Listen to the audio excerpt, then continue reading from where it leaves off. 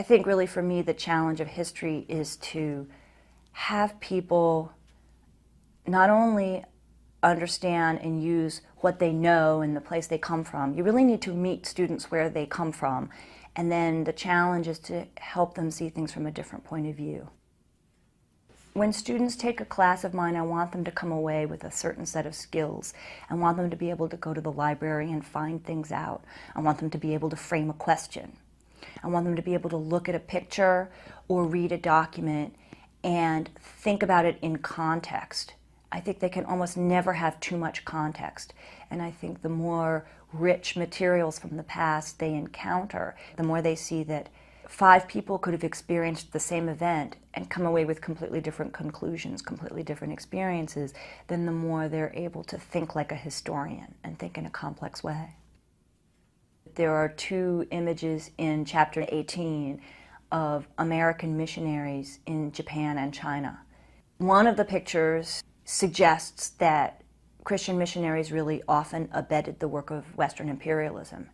And there's a document by a Japanese Buddhist named Kinzo Harai who critiques U.S. Christian missions in Japan. But then the students who really dislike evangelical Christianity, there's another picture of Christian missionaries founding a college for women in China. And the caption tells them about how much missionaries helped foster women's education and how missionary schools were very popular and how they really fostered support for more widespread democratic education, particularly for women. So however you feel about missionaries when you come in, you have to think in a more complicated way about both the positive and the negative legacies of that kind of work. I particularly like political maps. Politics is very regional in the United States, and so maps of presidential elections, maps of where the Populist Party was strong. For example, the map of women's suffrage. Almost all the states west of the Mississippi had full women's voting rights well before 1920. And there was only one state of the former Confederacy that ratified that amendment to the Constitution. So the West started the women's suffrage movement, the Northeast finally signed on, and the South never signed on. It was just passed without the South's it was really passed without the South's agreement. So if you look at a map, you could think about not women's suffrage as something that the United States adopted in 1920, but as something that happened over a long period of time and on a very sharply regional basis.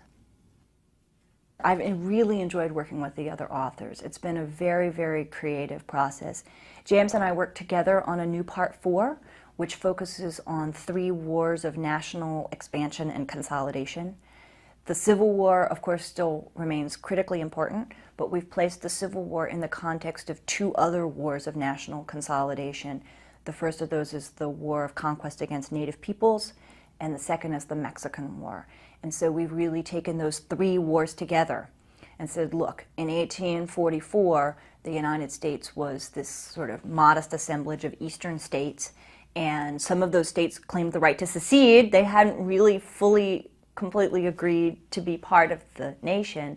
And by the time of Reconstruction, you have a continental nation that has secure power over the South and the West and is really poised to become a world industrial power.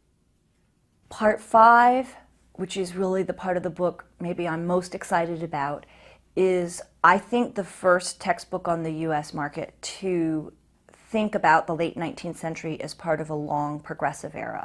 We've really taken some of the latest scholarship and argued that the origins of modern America emerge very much out of the Civil War and Reconstruction, and we tell the story of a long progressive era that's full of very dynamic reform movements and efforts at state building and cultural and economic modernization. I think the late 19th century is the great underdog era of American history, where you begin to see modern America emerge. One of the reasons I came to this textbook was because I wrote a synthesis of this period called New Spirits that was an attempt to just rethink the late 19th century. And I found that project really exciting, and so I really wanted to take that into a U.S. history textbook and say, look, we can think about this era as the starting point for modern America.